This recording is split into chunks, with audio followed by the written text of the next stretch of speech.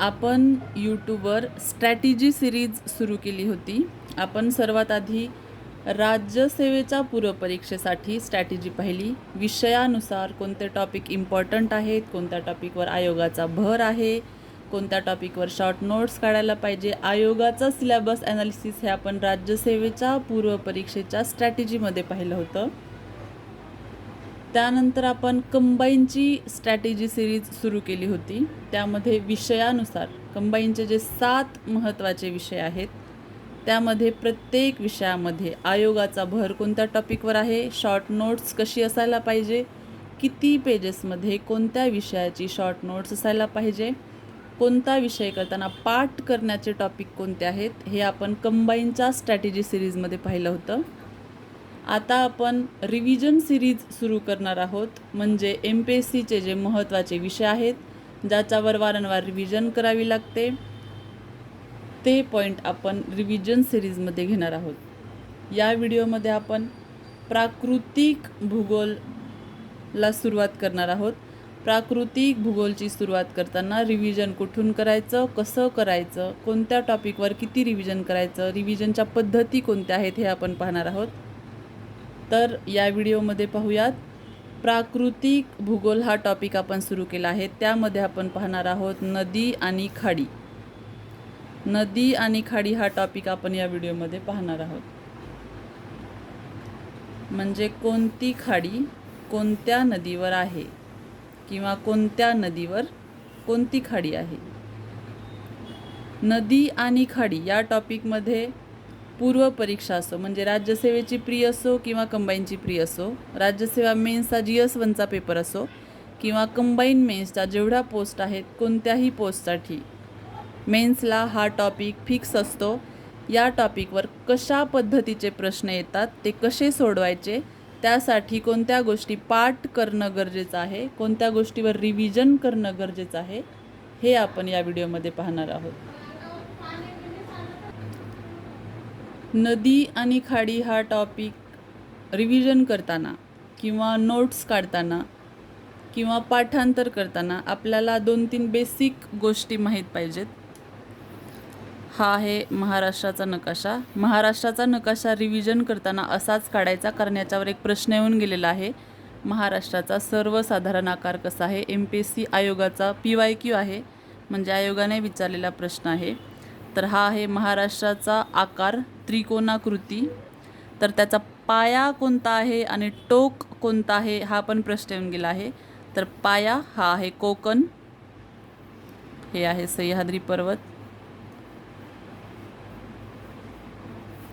टोक आहे इकडे गोंदिया आणि गडचिरोलीचं, आणि पाया आहे कोकणामध्ये इकडे वर आहे पालघर. सर्वात खाली आहे सिंधुदुर्ग. तर हा झाला आपला महाराष्ट्र. महाराष्ट्राचा आकार आहे त्रिकोणाकृती, हा एक प्रश्न झाला. दुसरा प्रश्न झाला पाया कोकणात आहे, टोक गोंदिया आणि गडचिरोलीकडे आहे. कोकणाच्या पूर्वेकडे म्हणजे आपल्याला ह्या दिशा माहीत असाव्यात. इकडे असते पूर्व, इकडे पश्चिम, वर उत्तर, खाली दक्षिण. उत्तर वर लिहायचं म्हणजे दिशा बनवायला किंवा दिशा काढायला चुकत नाही. तर ही झाली पश्चिम बाजू. तर महाराष्ट्राच्या पश्चिमेकडे हे आपलं कोकण आहे. कोकणाच्या कोकणाच्या पूर्वेला कोकणाचं उत्तर टोक हे झालं, दक्षिण टोक हे झालं, पूर्व हे झालं, पश्चिम हे झालं. म्हणजे कोकणाच्या पूर्वेकडे हे झालं पूर्व. पूर्व म्हणजे ही बाजू, पश्चिम म्हणजे ही बाजू. तर हे झालं कोकण. कोकणाच्या पूर्वेकडे आहे सह्याद्री पर्वत. सह्याद्रीकडून इकडे जाणाऱ्या म्हणजे सह्याद्रीपासून उजवीकडे जाणाऱ्या किंवा पूर्वेकडे जाणाऱ्या ह्या तापी, नर्मदा, गोदावरी, भीमा, कृष्णा हे आपण नदी या टॉपिकमध्ये पाहूयात. म्हणजे हा झाल्या सह्याद्रीकडून पूर्वेकडे जाणाऱ्या नद्या. आता सह्याद्रीकडून ज्या पश्चिमेकडे येतात नद्या, त्या नद्यांनी खाड्यांची निर्मिती केली आहे. आपण जो नदी आणि खाडी टॉपिक पाहणार आहोत तर सह्याद्रीमध्ये उगम पावणाऱ्या म्हणजे ह्या डोंगरावर नद्या उगम पावतात. हा सह्याद्री पर्वत आहे, या पर्वतावर उगम पावतात. सह्याद्रीच्या पूर्वेकडे म्हणजे सह्याद्रीच्या ह्या बाजूला हा झाला सह्याद्री. सह्याद्रीच्या पूर्वेकडे सह्याद्रीच्या पूर्वेकडे, तर सह्याद्रीच्या पूर्वेकडील नद्या वेगळ्या आहेत. सह्याद्रीच्या पश्चिमेकडील नद्या आपण पाहणार आहोत. पश्चिम बाजू म्हणजे ही बाजू. सह्याद्रीच्या पश्चिमेकडे येणाऱ्या म्हणजे कोकणातील नद्या, या नद्यांनी, सह्याद्रीच्या पश्चिमेकडे येणाऱ्या या नद्यांनी खाड्यांची निर्मिती केली. तर इथे आहे अरबी समुद्र.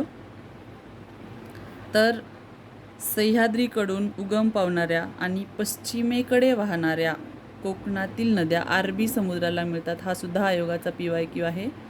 तर हे बेसिक स्ट्रक्चर आपलं महाराष्ट्राचं, प्राकृतिक महाराष्ट्राचा अभ्यास करताना हे बेसिक स्ट्रक्चर आपल्या डोळ्यासमोर असलं पाहिजे. महाराष्ट्राचा आकार त्रिकोणाकृती आहे. पाया कोकणामध्ये आहे. टोक इकडे गोंदिया आणि गडचिरोलीकडे आहे. उत्तरेकडे पालघर आहे. दक्षिणेकडे सिंधुदुर्ग आहे. ही आहे उत्तर बाजू, ही आहे दक्षिण बाजू. कोकणाच्या पूर्वेकडे हा झाला कोकणाचा भाग. त्याच्या पूर्वेकडे आहे सह्याद्री पर्वत. या पर्वतावर पावतात नद्या उगम पावतात या पर्वतावर. इकडे जाणारे आहे आपल्या तापी, नर्मदा, गोदावरी, भीमा, कृष्णा. ते आपण नदी या टॉपिकमध्ये पाहूयात.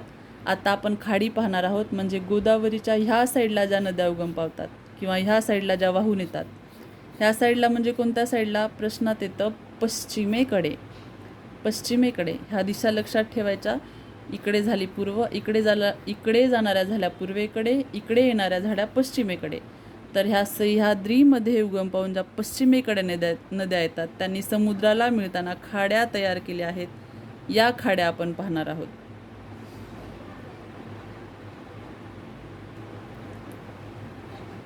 खाडी आणि नदी यांचा अभ्यास करताना किंवा रिव्हिजन करताना कोणत्या गोष्टींवर कसा प्रश्न येऊ शकतो किंवा कसा प्रश्न येऊन गेलेला आहे, आयोगाचे PYQ कोणते आहेत खाडी या टॉपिकवर. PYQ म्हणजे काय, प्रिव्हियस इयर क्वेश्चन, म्हणजे आयोगाने विचारलेले प्रश्न.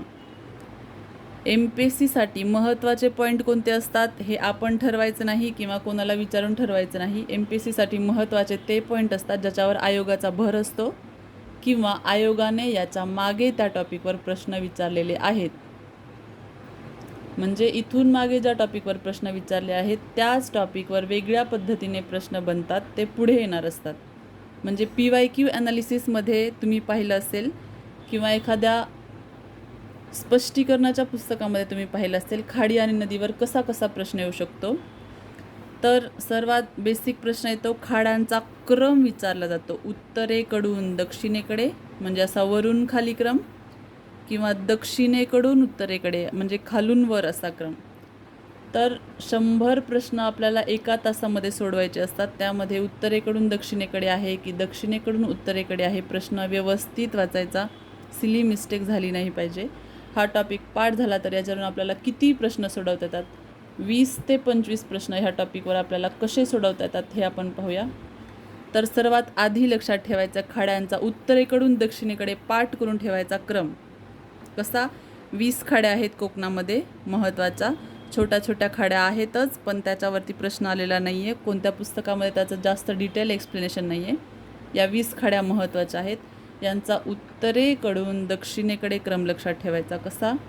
डहाणू दातीवरा वसई, मनोरी मालाड माहीम, धरमतर रोहा राजापूर, बानकोट केळशी दाभोळ, जयगड भाट्टे पूर्णगड, जैतापूर विजयदुर्ग देवगड, आचरा कर्ली तेरेखोल. हा बनला एक प्रश्न उत्तरेकडून दक्षिणेकडे. आता दक्षिणेकडून उत्तरेकडे सेम असाच, पण तो पाठ नाही केला तरी चालेल कारण उत्तरेकडून दक्षिणेकडे जर पाठ झाला तरी सफिशियंट आहे. तर हा झाला पहिला प्रश्न. दुसरा प्रश्न, उत्तरेकडील खाड्या, मध्य कोकणातील खाड्या, दक्षिण कोकणातील खाड्या. 3 प्रश्न झाले. आधी झाला खाड्यांचा क्रम, त्याच्यानंतर उत्तर कोकणातील खाड्या कोणत्या आहेत हा एक प्रश्न बनू शकतो. मध्य कोकणातील खाड्या कोणत्या आहेत हा एक प्रश्न बनू शकतो. दक्षिण कोकणातील खाड्या कोणत्या आहेत हा एक प्रश्न बनू शकतो. झाले 4 प्रश्न. त्याच्यानंतर जोड्या, कोणती खाडी कोणत्या नदीवर आहे किंवा कोणत्या नदीवर कोणती खाडी आहे. डहाणू दमणगंगा, दातीवरा वैतरणा, वसई उल्हास, मनोरी आशिवरा, मालाड दहिसर, माहीम मिठी, धरमतर पाताळगंगा किंवा आंबा. हे 2 का दिले आहेत कारण हे असतं ऑप्शनमध्ये किंवा हे असतं. रोहा राजापूर या 2 खाड्या आहेत, पण जवळजवळ आहेत म्हणून दोघांना रोहा राजापूर म्हटलं जातं. रोहा राजापूर कुंडलिका नदीवर आहे. रोहा राजापूर म्हटलं की कुंडलिका लक्षात राहिलं पाहिजे. त्यानंतर बानकोट सावित्री, केळशी भारजा, दाभोळ वशिष्ठी, जयगड शास्त्री, भाट्टे काजळी, पूर्णगड मुचकुंदी, जैतापूर काजवी, विजयदुर्ग शुक, देवगड गड, आचरा वाघोटन, कर्ली कर्ली, तेरेखोल तेरेखोल. तर ह्या 20 खाड्या या 20 नद्यांवर यांची जोडी यांच्यावर एक क्रम विचारला जातो. या ज्या 5 खाड्या आहेत ही बानकोट, केळशी, दाभोळ, जयगड आणि पूर्णगड या 5 खाड्यांवर आत्तापर्यंत 7 ते 8 वेळा प्रश्न विचारला आहे म्हणून यांना स्टार केलं. या महत्त्वाच्या खाड्या आहेत. मध्य कोकणातील खाड्यांवर यांचं काय विचारला जातो? जोड्या लावा.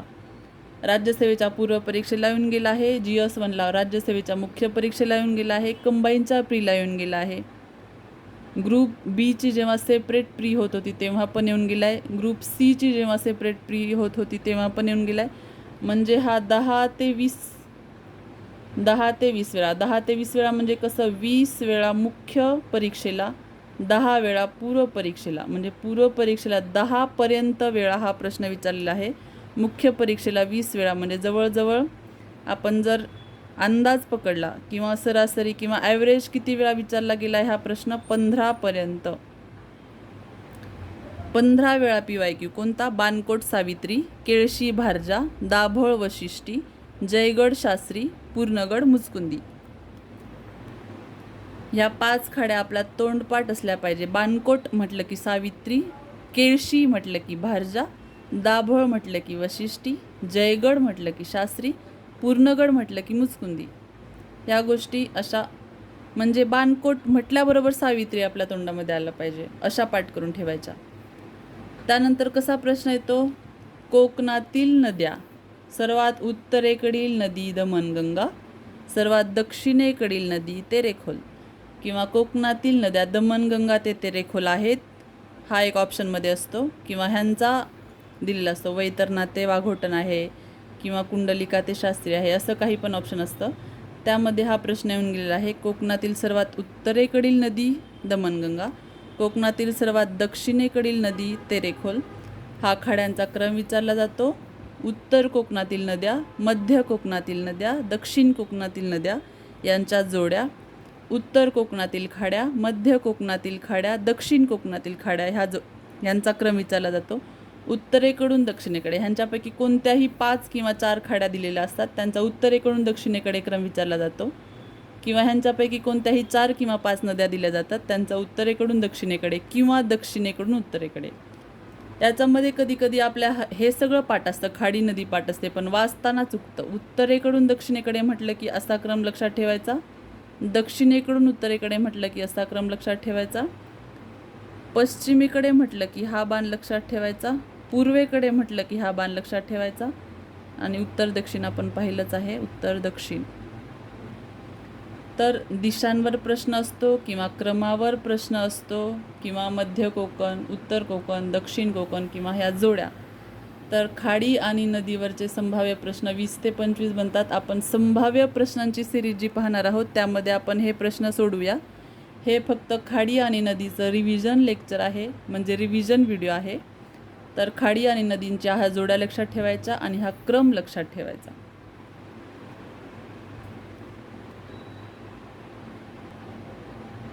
यांच्यावर डायरेक्ट वाक्य विचारलं जातं की बानकोट ही खाडी कोणत्या नदीवर आहे? मग सावित्री हा एक टाईपचा प्रश्न बनतो. किंवा मुचकुंदी नदीवर कोणती खाडी आहे? मुचकुंदी नदीवर कोणती खाडी आहे? पूर्णगड. अजून एक गोष्ट लक्षात ठेवायची, ह्या इकडच्या साईडच्या खाड्या आहेत, या इकडच्या साईडच्या नद्या आहेत. जर असा प्रश्न आला धरमतर ही नदी कोणत्या खाडीवर आहे तर तसा प्रश्नच नाही, कारण धरमतर ही खाडी आहे आणि पाताळगंगा आणि आंबा हे किंवा मध्ये का लिहिलं आहे ऑप्शनमध्ये? एक तर पाताळगंगा असतं किंवा आंबा असतं. धरमतर म्हटलं की पाताळगंगा आणि आंबा लक्षात ठेवायचं, धरमतर म्हटलं की पाताळगंगा आणि आंबा लक्षात ठेवायचं.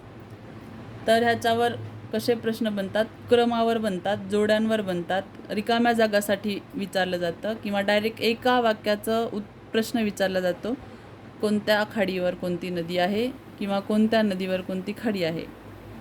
सर्वात दक्षिणेकडील नदी विचारली जाते, सर्वात उत्तरेकडील नदी विचारली जाते, किंवा कोकणातील नद्या कुठून उत्तरेकडून दक्षिणेकडे, सर्वात उत्तरेकडील कोणती, दक्षिणेकडील कोणती, हे 4 वाक्यांमध्ये विचारलं जातं.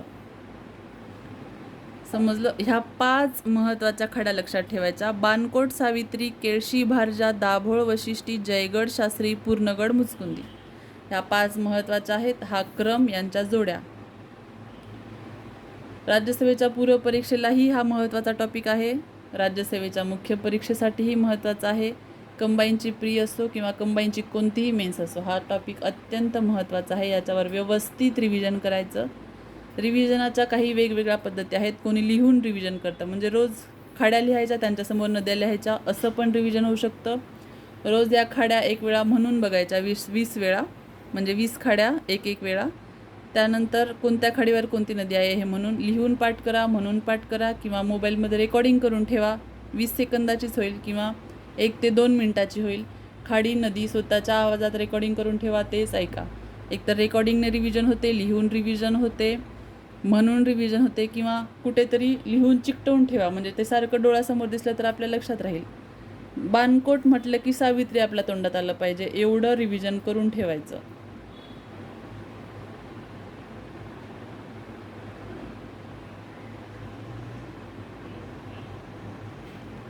ऑल द बेस्ट सर्वांना.